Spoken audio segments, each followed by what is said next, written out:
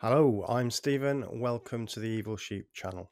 So, this is a podcast series called Cults on Film, where I explore how cults and high control systems are depicted in film and TV. I was raised in a cultic group myself. I'm now an organizational psychologist, and one of my interests is in studying these groups. Welcome to the show. So, today I'm going to be analysing two of the Star Wars movies, Episode 4, A New Hope, and The Revenge of the Sith. It will, of course, include spoilers for these films and many others in the Star Wars franchise, so be warned. So I was just 11 years old when a new film was released to great excitement, and it was called Star Wars, oddly claiming to be Episode 4, A New Hope. None of us understood that, really. As a youngster belonging to a religious group I now recognise as a cult, I was both excited by the science fiction adventure and a little bit worried by the violence and the references to what appeared to be a false religious philosophy practiced by the good guys. But I pushed these concerns down and allowed myself to enjoy the film, and I've watched every one since. Genuinely love the world that Lucas created. So today on Cults on Film, I'm exploring the radicalization and recruitment of a father and son, Anakin and Luke Skywalker, principal characters in the Star Wars movies, played by Hayden Christensen and Mark Hamill, respectively. So before I go on, I want to repeat that I love the Star Wars universe and many of the films, particularly Episode 4, A New Hope. But in this podcast, I'm going to argue that the Jedi have enough of the characteristics to be described as a cult, and that the Sith can be described as a terrorist cult. Now, if you disagree with this analysis, I will simply paraphrase Master Kenobi himself when I say that what I tell you is true from a certain point of view. Now, of course, it can be argued that the Jedi are not a harmful cult and that their ethical stance makes them the good guys. And I will also argue that while this might be true, their doctrines and practices provide much of the cultic rationale for the evil that the Sith do, and perhaps bear some responsibility for the rise of terror in the galaxy. So, I'm going to start with the recruitment of Luke Skywalker, a young man living with his Uncle Owen and Aunt Beru on a backwater planet Tatooine. Luke is bored. He tells the newly acquired droid C-3PO that if there's a centre of the galaxy, this planet is about the furthest place from it. His life feels meaningless. He longs to hear news of important goings-on away from this primitive backwater. Now, a feeling that their life lacks meaning has been identified as a possible precondition for many who join cults or become radicalised. So Luke appears to feel disconnected somehow. His identity is quashed by the demands of his uncle to help with the harvest year after year. When Luke tells Uncle Owen that the droids might be stolen because they're trying to get back to their legal owner, Obi-Wan Kenobi, he speculates that he could be old Ben they're talking about. Owen dismisses him as a crazy old man and that Obi-Wan died about the same time as your father. Owen's intention to shut the conversation down, of course, has completely backfired. He knew my father, replies Luke, super sensitive to any information that might somehow ground him and make sense of who he is. I told you to forget it, says Owen grumpily. Watching this scene, it's easy to place Uncle Owen as a grumpy, demanding bore who just wants to suppress Luke's youthful exuberance and his real psychological need to understand his family history, thus grounding himself. But looked at in a different way, Owen's desire to protect Luke from a set of beliefs that would undoubtedly put him in danger is actually quite understandable. As a Jehovah's Witness, it was part of my duty and calling to call on people in their homes and encourage them to have what we called a Bible study, but was really based around a publication we would work through as we tried to convince the person that the truth of the universe was to be found only through the interpretation of the Bible provided by the Jehovah's Witnesses.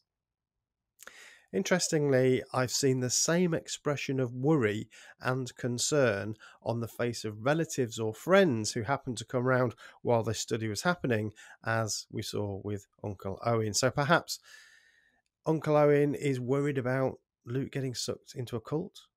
A natural fear. While cleaning up the two droids they've just purchased, Luke stumbles upon part of a message. It's a beautiful young woman asking for help from Obi-Wan. Now, of course, we know Luke will find out later that this is Leia, Luke's sister, but the fact that he's attracted to her from the video clip is clear. And cults often use physical attraction as a way to entice people into cults. On my former podcast, Cult Hackers, I've spoken to members or former members of the Children of God group, now named the Family International. The young women of the group were encouraged to engage in a practice called flirty fishing or FFing. Now, of course, there's no suggestion in the movie that this is being done on purpose, but even when not part of a strategy, bringing partners along into the group is certainly a major way for new people to get recruited in many cults. Okay, trying to retrieve the wandering R2-D2, Luke is rescued from the Sand People by Old Ben, who volunteers the fact that he is, in fact, Obi-Wan Kenobi. Luke goes to Obi-Wan Kenobi's hut to try to receive the message for him. Straight away, Obi-Wan undermines everything Luke's uncle has told him. He tells Luke that, contrary to what his uncle had said, his father fought in the Clone Wars. He tells Luke that his uncle didn't hold with his father's ideals, thought that he shouldn't have gotten involved. Now, an argument could be put together to say that this is at least partially true, but the framing is far from open and honest. But worse deception is to come. Luke asks if he was involved in the Clone Wars. Yes, I was once a Jedi Knight, like your father, says Ben. Luke is thoughtful. I wish I'd known him. Obi-Wan now smiles, thinking of his old friend. He was the best pilot in the galaxy. He was a cunning warrior, and he was a good friend, he says. Now, this selective sharing of information and specific framing is actually a classic form of cult recruitment. As someone who tried to recruit people into my group, I would say things like, look at this picture. It's an artist's impression of what the Bible says the earth is going to look like once God has put everything right. The potential recruit looks at the idyllic picture of smiling, happy people, frolicking with formerly dangerous wild animals, living forever in paradise. But what they don't say is how this utopia is to be achieved. According to my former group, this state of paradise would only be achieved after the apocalypse, with billions dead, horribly slaughtered. So selective information and a very particular type of framing is typical. Also typical is the subtle flattery, coupled with the creating of a link for Luke to his father. I understand you're a good pilot yourself. Which reminds me, old Ben is in full manipulation mode now. I've got something for you. Your father wanted you to have this when you were old enough, but your uncle wouldn't allow it. He goes into a box and brings out a lightsaber. Now, does anyone really believe that as Anakin was becoming Darth Vader, that he said to Obi-Wan, I want you to give this lightsaber to my unborn son? There's nothing in any of the films I'm aware of that even hints that this actually happened. Now, it's possible that in some of the wider materials, such as the books and animations, this is somehow explained, but I say it can only be justification after the event. Again, the framing that his uncle is somehow a spoilsport is, upon reflection, pretty unfair. Both Obi-Wan and Owen know what Anakin became. It seems entirely reasonable that he would not want Luke to get sucked into this cultic religion. He was worried you might follow old Obi-Wan on some damned idealistic crusade like your father did. Okay, let's unpack this. He places into Luke's head the idea of going on a crusade. Yes, you heard it, a crusade with all of its religious connotations. Why would a young man possibly be attracted to going on an adventure with this charismatic figure like his father did? He hands Luke the lightsaber. How exciting. Obi-Wan now tells Luke the story, the myth. All religions and cults have a story, a way to understand and make sense of a complex, often frightening world. He uses a clever rhetorical device to draw Luke into describing the heroic Jedi as guardians of peace and justice in the Republic before the dark times, before the Empire. Then a pause, a long pause, inviting Luke to ask for more information. How did my father die? Obi-Wan looks pensive for a moment, and he makes a decision about how he will frame this answer. A young Jedi named Darth Vader, who was a pupil of mine before he turned to evil, helped the Empire hunt down and destroy the Jedi Knights. He betrayed and murdered your father. This is a lie. Of course, he tries to justify it later with the whole "from a certain point of view" nonsense, but it is a lie designed to provide Luke with motivation to get involved without risking him getting interested in the dark side of the Force. He tells Luke that Vader was seduced by the dark side of the Force.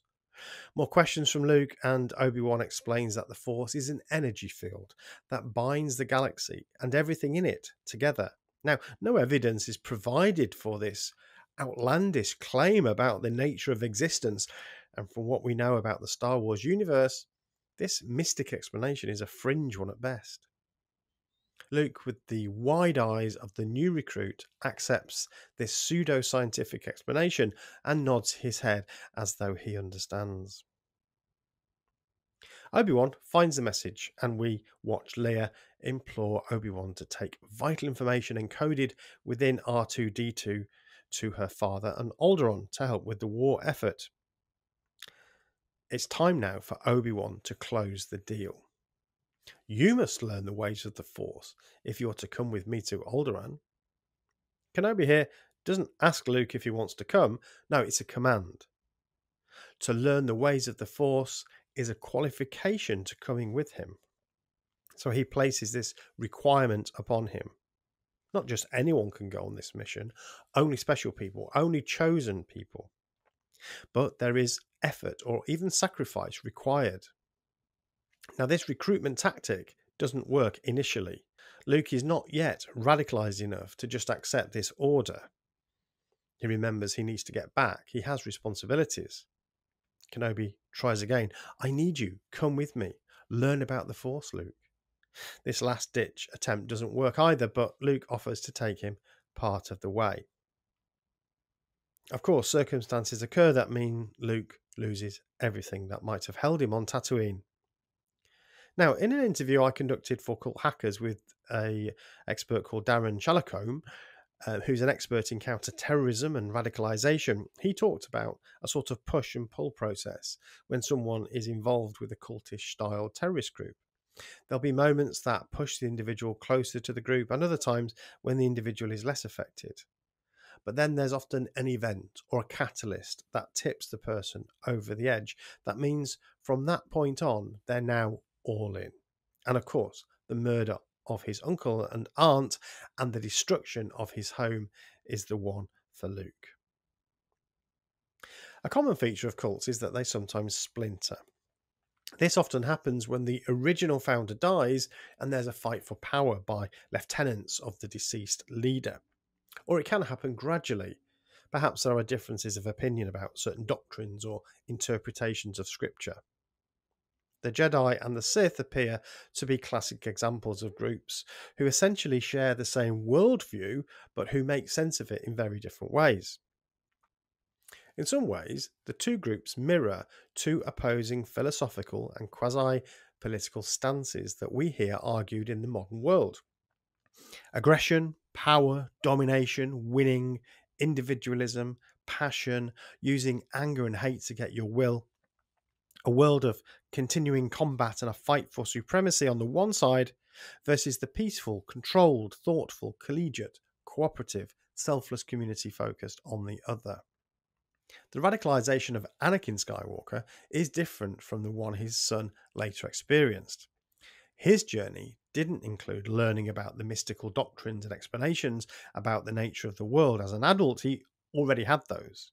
He'd been taught these as a boy. A sidebar here, when the child Anakin is presented by Qui-Gon before the Council of Jedi Masters, they refuse to authorize his training, citing the fact that he is too old. And in fact, this hints at another cultic practice, that of child indoctrination. In the Star Wars universe, we just accept that children are taken from their parents as a matter of course and learn the ways of the Force in some sort of institution. The younglings we see about to meet a tragic end at the hand of the newly radicalized Anakin is an example of this. Of course, in the real world, we would say these children are far too young to make such a consequential decision about their future and should stay with their families. So, Anakin does not need to learn a new worldview. He already has that.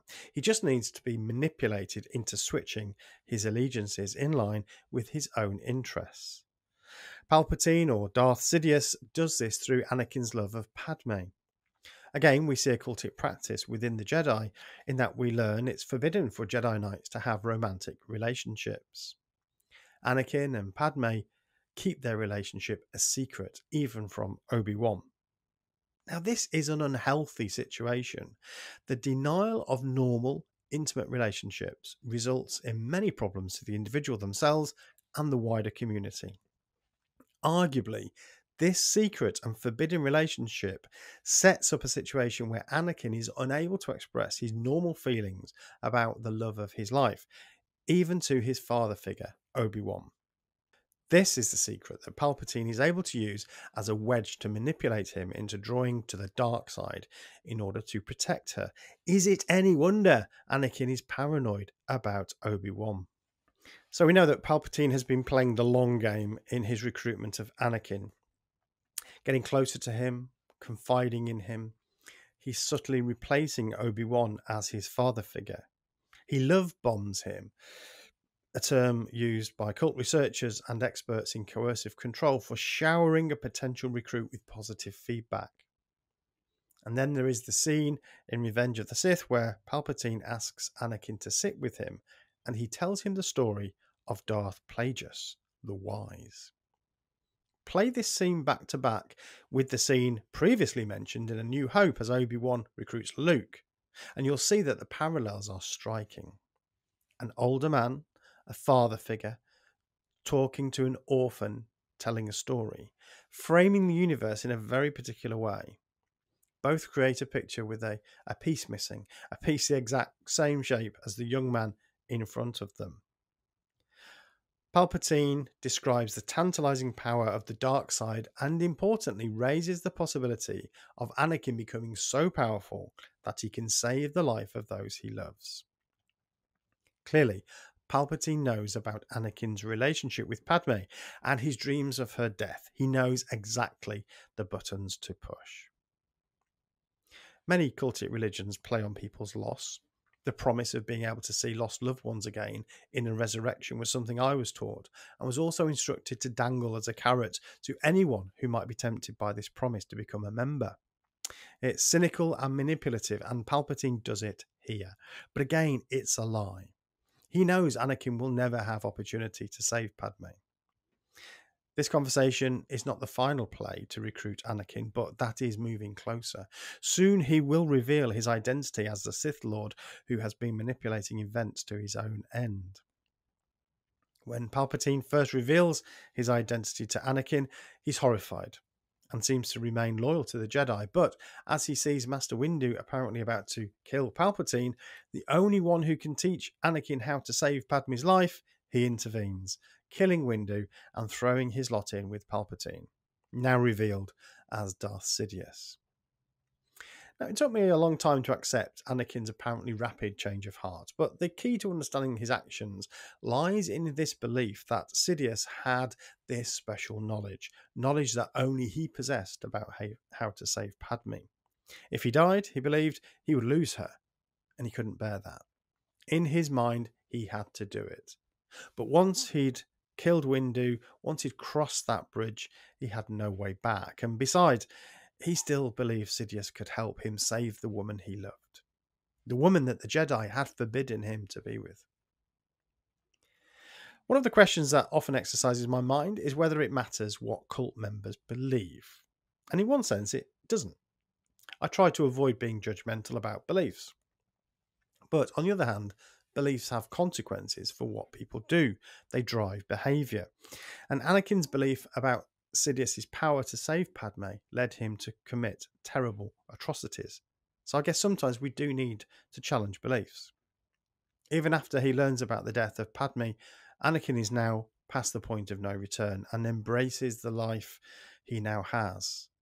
He is brutal, feared and hated across the galaxy, a member of a galactic terror cult. So the recruitment and radicalization of two generations of Skywalkers demonstrates many of the subtle and manipulative tactics that cults use to entice people into their group. Of course, from a simple narrative perspective, we're fully behind the Jedi. They're the good guys. But in any other setting, I think we would be very concerned about many of the ideas and practices of the groups, including forced celibacy and the institutionalization of very young children to train them to be knights. That's it for this episode. Thank you for listening. Don't forget to subscribe to this channel for this type of content and lots of others. Thank you. Bye for now.